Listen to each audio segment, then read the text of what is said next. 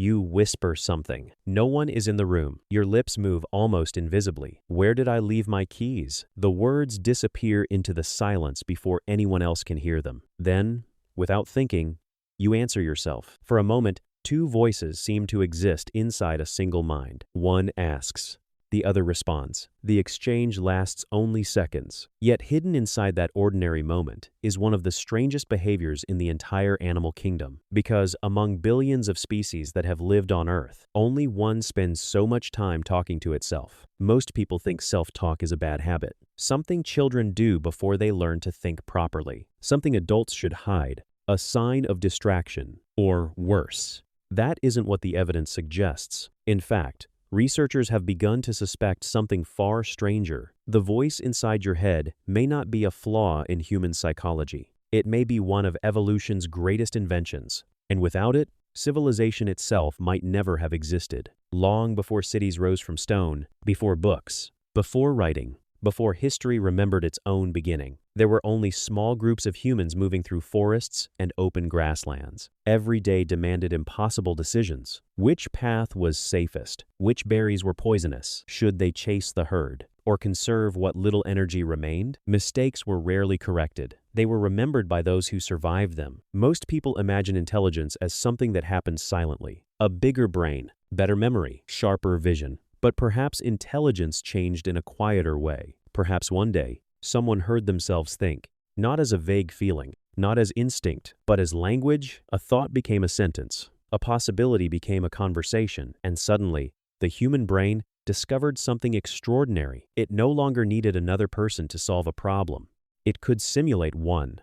That changes everything, because the moment a mind can speak to itself, it can divide itself. One part proposes, another doubts. One part imagines danger, another searches for escape. One creates, another criticizes. Inside every human mind, a conversation begins that never truly ends. We often call it thinking. Perhaps it is something more. Researchers studying children noticed an unexpected pattern. Young children often speak aloud while building towers, solving puzzles, or tying their shoes. To an adult, it sounds unnecessary, almost amusing, but psychologists realized these children were doing something remarkable. They were borrowing language originally meant for communication with others and turning it inward. What once guided a child from the outside slowly became an invisible guide from within. The voice never disappeared. It simply moved inside the mind. Most people believe inner speech is constant. That isn't true. Some people experience vivid internal conversations. Others think almost entirely through images, emotions, or abstract concepts. The human mind is astonishingly diverse, and this diversity raises an uncomfortable question. If our private voices differ so dramatically, how can we ever know what another person's consciousness actually feels like? The answer is that we cannot. Every human being carries an invisible universe that no one else can enter. We spend our lives speaking to one another, while never truly hearing how another mind sounds from the inside. That realization is quietly unsettling, because it means the closest voice you will ever know is your own. Yet that familiar voice hides another mystery. When you silently tell yourself, "I should leave now," who exactly is speaking, and who is listening? The sentence seems simple. Its implications are not. Language creates the strange illusion that the mind contains more than oneself. One version experiences the present. Another judges it.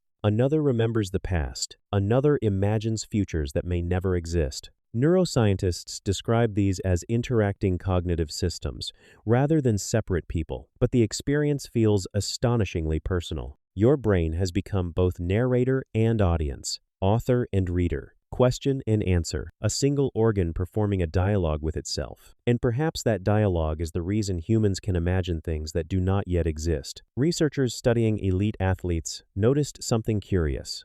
Many quietly talk themselves through complex movements. Pilots do it. Chess players, surgeons, musicians, astronauts. The words are often simple, steady, check again, not yet. These are not signs of confusion. They are tools. Language becomes a mechanism for directing attention, regulating emotion, and organizing action. The voice inside the mind is not merely describing reality. It is actively shaping it. But every powerful adaptation carries a cost. The same voice that plans tomorrow can replay yesterday, again and again. Regret has grammar. Anxiety speaks in complete sentences. Fear constructs detailed stories about futures that never arrive. The mind evolved to simulate possibilities.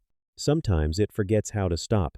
Most people think overthinking is a modern disease. The research suggests something more ancient. The very ability that allowed our ancestors to prepare for danger also made it possible to imagine dangers that exist only in thought. The inner voice became both protector and prisoner. It can build civilizations. It can also build invisible cages. Perhaps this explains why silence feels so rare. Even in empty rooms, the conversation continues. We narrate memories, predict outcomes, rehearse conversations that never happen, argue with people who are not present, apologize to no one, celebrate victories still far away. The body remains here. The voice wanders through time. And that ability may be one of the defining characteristics of being human. Because language did something extraordinary. It allowed evolution to create a creature capable of escaping the present without moving a single step. No other adaptation has transformed reality quite like that. It gave us science before experiments, architecture before buildings,